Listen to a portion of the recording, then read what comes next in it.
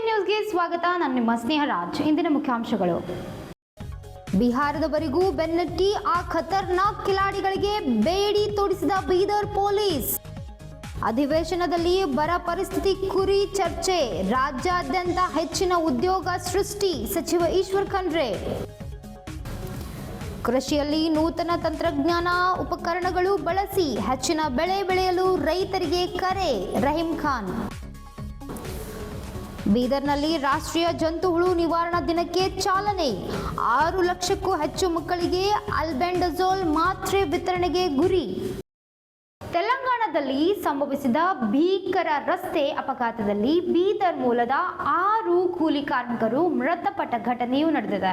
ಸುದ್ದಿ ತಿಳಿದ ಕೂಡಲೇ ಜಿಲ್ಲಾ ಉಸ್ತುವಾರಿ ಸಚಿವ ಈಶ್ವರ್ ಖಂಡ್ರೆ ಅವರು ಬುಧವಾರ ಬ್ರಿಮ್ಸ್ ಆಸ್ಪತ್ರೆಗೆ ಭೇಟಿ ನೀಡಿ ಗಾಯಾಳುಗಳ ಪರಾಮರ್ಶೆ ನಡೆಸಿದರು. ಬ್ರಿಮ್ಸ್ನಲ್ಲಿ ಗಾಯಾಳುಗಳಿಗೆ ಚಿಕಿತ್ಸೆ ನೀಡಲಾಗುತ್ತಿದೆ. ಗಾಯಾಳುಗಳ ಆರೋಗ್ಯ ವಿಚಾರಿಸಿದ ಜಿಲ್ಲಾ ಉಸ್ತುವಾರಿ ಮೃತರ ಕುಟುಂಬಕ್ಕೆ ಸಾಂತ್ವನ. ರಾಜಗೀರ ಗ್ರಾಮಸ್ಥರ ಸಾವು ದುಃಖಕರ. ಮೃತರ ಕುಟುಂಬಕ್ಕೆ ಸಿಎಂ ಪರಿಹಾರ ನಿಧಿಯಿಂದ 5 ಲಕ್ಷ ರೂಪಾಯಿ ಕೊಡಿಸುವುದಾಗಿ ಎಂದು ಭರವಸೆ ನೀಡಿದ್ದಾರೆ. ಘಟನೆ ನಡೆದ ದಿನದಿಂದಲೂ ಆರೋಪಿಗಳು ಸುಳಿವಿಗಾಗಿ ಬೀದರ್ ಪೊಲೀಸರು ಹಗಲಿರುಳು ಕಾರ್ಯಾಚರಣೆ ನಡೆಸುತ್ತಿದ್ದರು. ತಾಂತ್ರಿಕ ಸಾಕ್ಷ್ಯ ಹಾಗೂ ಸಿಸಿಟಿವಿ ದೃಶ್ಯಾವಳಿಗಳನ್ನು ಜಾಲಾಡಿದ ಪೊಲೀಸರಿಗೆ ಕೊನೆಗೂ ಖಚಿತ ಮಾಹಿತಿ ಲಭಿಸಿತು. ತಕ್ಷಣವೇ ಬಿಹಾರಕ್ಕೆ ಧಾವಿಸಿದ ಬೀದರ್ ಪೊಲೀಸರು ವಿಶೇಷ ಪಡೆ ಬೈಕ್ನಲ್ಲಿ ತೆರಳುತ್ತಿದ್ದ ಆರೋಪಿಗಳನ್ನು ಸುತ್ತುವರೆದು ಅತ್ಯಂತ ಸಾಹಸಿಕವಾಗಿ ಬಂಧಿಸುವಲ್ಲಿ ಯಶಸ್ವಿಯಾಗಿದ್ದಾರೆ. ವಿಚಾರಣೆ ವೇಳೆ ಅವರು ಬಾಯಿ ಬಿಟ್ಟ ಮಾತುಗಳು ಕೇಳಿದರೆ ಪೊಲೀಸರೇ ಶಾಕ್ ಆಗಿದ್ದಾರೆ. ದರೋಡೆ ನಡೆಸುತ್ತಿದ್ದು ಸುಮಾರು 4 ತಿಂಗಳ ಮುಂಚೆಯೇ ಆರೋಪಿಗಳು ಬೀದರ್ಗೆ ಭೇಟಿ ನೀಡಿ ಎಟಿಎಂ ಸುತ್ತಮುತ್ತ ಸಂಪೂರ್ಣ ವೀಕ್ಷಣೆ ನಡೆಸಿದರು. ತದನಂತರ ಹೈದರಾಬಾದ್ನಲ್ಲಿ ಬಾಡಿಗೆ ಮನೆ ಪಡೆದು ವಾಸವಿದ್ದ ಈ ಖತರ್ನಾಕ್ ಗ್ಯಾಂಗ್ ಗಡಿ ಭಾಗದ ಲಾಭ ಪಡೆದು ಬೀದರ್ ಎಟಿಎಂ ಅನ್ನೇ ಟಾರ್ಗೆಟ್ ಮಾಡಿ ಮಾಸ್ಟರ್ ಪ್ಲಾನ್ ಮಾಡಿದರು. ಬಂಧಿತ ಆರೋಪಿಗಳು ಬರೀ ಬೀದರ್ ಅಷ್ಟೇ ಅಲ್ಲ, ನೆರೆ ರಾಜ್ಯಗಳಾದ ತೆಲಂಗಾಣ, ಆಂಧ್ರಪ್ರದೇಶ ಹಾಗೂ ಬಿಹಾರದಲ್ಲೂ ಹಲವು ದರೋಡೆ, ಶೂಟೌಟ್ ಪ್ರಕರಣಗಳಲ್ಲಿ ಭಾಗಿಯಾಗಿರುವ ಅಂತಾರಾಜ್ಯ ಅಪರಾಧಿಗಳು ಎಂಬ ಸತ್ಯ ಬಯಲಾಗಿದೆ. ಒಟ್ಟಿನಲ್ಲಿ ಗಡಿ ದಾಟಿ ತಲೆ ಮರೆಸಿಕೊಂಡಿದ್ದವರ ಸುಮ್ಮನೆ ಕುಳಿತುಕೊಳ್ಳದೆ ಬೀದರ್ ಪೊಲೀಸರು ಬಿಹಾರದವರೆಗೂ ಬೆನ್ನಟ್ಟಿ ಆ ಖತರ್ನಾಕ್ ಕಿಲಾಡಿಗಳಿಗೆ ಬೇಡಿ ತೊಡಿಸಿದ್ದಾರೆ. ಬೀದರ್ ಜಿಲ್ಲೆಯಲ್ಲಿ ಜೂನ್ ಜುಲೈ ತಿಂಗಳಲ್ಲಿ ಮಳೆಯ ಅಭಾವದಿಂದಾಗಿ ಉದ್ದು, ಹೆಸರು, ಬೇಳೆಗಳು 95% ಹಾನಿಯಾಗಿದ್ದು, ಸೋಯಾಬೀನ್ ಹಾಗೂ ತೊಗರಿ ಬೇಳೆಗಳು 50% ಹಾಳಾಗಿವೆ. ಜಿಲ್ಲೆಯಲ್ಲಿ ಬರದ ಪರಿಸ್ಥಿತಿ ಇದು. ಸರ್ಕಾರವು ಬರ ಪರಿಸ್ಥಿತಿಯನ್ನು ಸಮರ್ಥವಾಗಿ ಎದುರಿಸಲು ಸಿದ್ಧವಾಗಿದೆ ಎಂದು ಗ್ರಾಮೀಣ ಅಭಿವೃದ್ಧಿ ಹಾಗೂ ಪಂಚಾಯತ್ ರಾಜ್ ಹಾಗೂ ಬೀದರ್ ಜಿಲ್ಲಾ ಪ್ರಕೃತಿ ವಿಕೋಪ ಉಸ್ತುವಾರಿ ಸಚಿವರಾದ ಈಶ್ವರ್ ಖಂಡ್ರೆ ಅವರು ತಿಳಿಸಿದ್ದಾರೆ. ಅವರು ಇತ್ತೀಚೆಗೆ ಜಿಲ್ಲೆಯಲ್ಲಿ ವಿವಿಧ ಭಾಗಗಳಿಗೆ ತೆರಳಿ ಬರದ ಪರಿಸ್ಥಿತಿ ಪರಿಶೀಲನೆ ನಡೆಸಿದ್ದಾರೆ. ಬೀದರ್ ತಾಲೂಕಿನ ಅಷ್ಟೂರ್, ಚೊಂಡಿ, ಚೌಳಿ, ಭಾಲ್ಕಿ, ತಾಲೂಕಿನ ಅಹಮದಾಬಾದ್, ಕಮಲ್ ನಗರ, ಸಂಗಮ್, ಹೊಳಸಮುದ್ರ ಹಾಗೂ ಡಿಗ್ಗಿ ಗ್ರಾಮಗಳ ರೈತರ ಹೊಲಗಳಿಗೆ ತೆರಳಿ ರೈತರಿಗೆ ಉಂಟಾದ ಸಂಕಷ್ಟದ ಮಾಹಿತಿ ಪಡೆದರು. ರೈತರಿಗೆ ನೆರವಾಗಿ ಸಮಸ್ಯೆಗಳನ್ನು ಆಲಿಸಿದ ಸಚಿವರು ಯಾವುದೇ ರೈತರ ಆತಂಕ ಪಡುವ ಅಗತ್ಯವಿಲ್ಲ, ಸರ್ಕಾರವು ರೈತರ ಪರವಾಗಿ ನಿಂತಿದೆ, ರೈತರ ಎಲ್ಲ ಸಂಕಷ್ಟಗಳನ್ನು ಸಮರ್ಥವಾಗಿ ಎದುರಿಸುವಲ್ಲಿದೆ ಎಂದು ಹೇಳಿದ್ದಾರೆ. ಬೆಳೆ ಹಾನಿ ಕುರಿತು ಸ್ಥಳದಲ್ಲಿ ಅಧಿಕಾರಿಗಳಿಂದ ಮಾಹಿತಿ ಪಡೆದ ಸಚಿವರು ರೈತರಿಗೆ ಅಗತ್ಯ ನೆರವು ನೀಡುವ ಕುರಿತು ಚರ್ಚಿಸಿದರು. ಹಾನಿಗೊಳಗಾದ ಬೆಳೆಗಳ ಸಮೀಕ್ಷೆ ನಡೆಸುವಂತೆ ಹಾಗೂ ಬೆಳೆ ಕಟಾವು ಪ್ರಯೋಗ ಕೈಗೊಳ್ಳುವಂತೆ ಸೂಚಿಸಿದರು. ಜಿಲ್ಲೆಯಲ್ಲಿ ಬರ ಪರಿಸ್ಥಿತಿ ಇದೆ. ಸರ್ಕಾರವು ಬರ ಪರಿಸ್ಥಿತಿಯನ್ನು ಸಮರ್ಥವಾಗಿ ಎದುರಿಸಲು ಸಿದ್ಧವಿದೆ.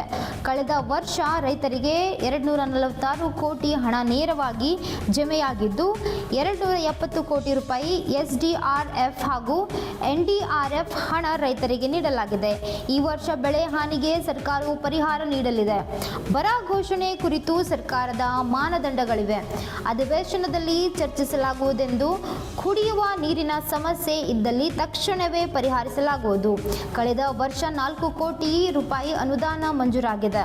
ಅಷ್ಟೂರು ಗ್ರಾಮದಲ್ಲಿ ಸಚಿವರು VBG ರಾಮ್ಜಿ ಉದ್ಯೋಗ ಖಾತ್ರಿ ಯೋಜನೆ ಅಡಿ ಫಲಾನುಭವಿಗಳೊಂದಿಗೆ ಸಂವಾದ ನಡೆಸಿ ಕೆಲವರಿಗೆ ಜಾಬ್ ಕಾರ್ಡ್ಗಳನ್ನು ವಿತರಿಸಿದರು.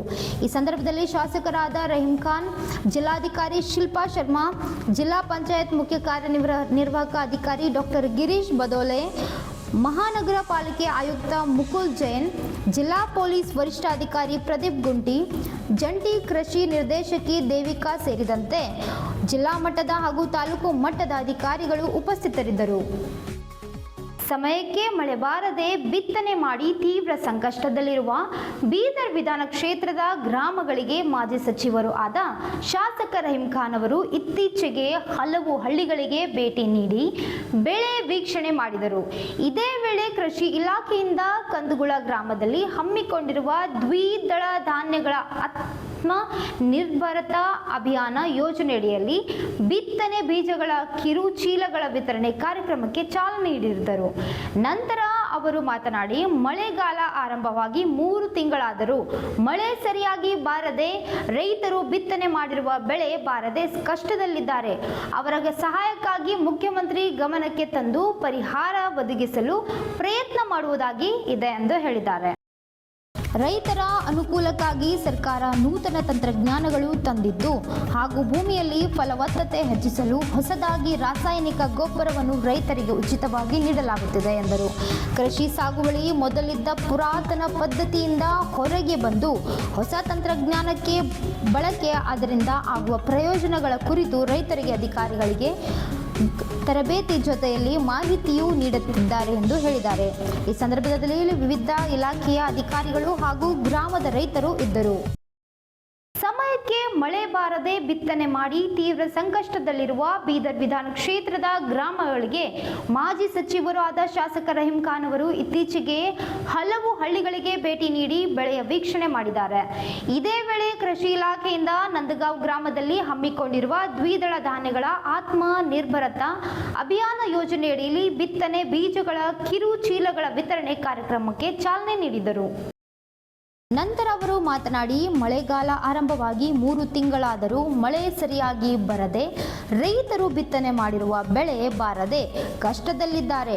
ಅವರ ಸಹಾಯಕ್ಕಾಗಿ ಮುಖ್ಯಮಂತ್ರಿ ಗಮನಕ್ಕೆ ತಂದು ಪರಿಹಾರ ಒದಗಿಸಲು ಪ್ರಯತ್ನ ಮಾಡುವುದಾಗಿ ಎಂದು ಹೇಳಿದ್ದಾರೆ. ರೈತರ ಅನುಕೂಲಕ್ಕಾಗಿ ಸರ್ಕಾರ ನೂತನ ತಂತ್ರಜ್ಞಾನಗಳು ತಂದಿದ್ದು ಹಾಗೂ ಭೂಮಿಯಲ್ಲಿ ಫಲವತ್ತತೆ ಹೆಚ್ಚಿಸಲು ಹೊಸದಾಗಿ ರಾಸಾಯನಿಕ ಗೊಬ್ಬರವನ್ನು ರೈತರಿಗೆ ಉಚಿತವಾಗಿ ನೀಡಲಾಗುತ್ತಿದೆ ಎಂದರು. ಕೃಷಿ ಸಾಗುವಳಿ ಮೊದಲಿದ್ದ ಪುರಾತನ ಪದ್ಧತಿಯಿಂದ ಹೊರಗೆ ಬಂದು ಹೊಸ ತಂತ್ರಜ್ಞಾನ ಬಳಕೆ ಅದರಿಂದ ಆಗುವ ಪ್ರಯೋಜನಗಳ ಕುರಿತು ರೈತರಿಗೆ ಅಧಿಕಾರಿಗಳಿಗೆ ತರಬೇತಿ ಜೊತೆಯಲ್ಲಿ ಮಾಹಿತಿಯೂ ನೀಡುತ್ತಿದ್ದಾರೆ ಎಂದು ಹೇಳಿದ್ದಾರೆ.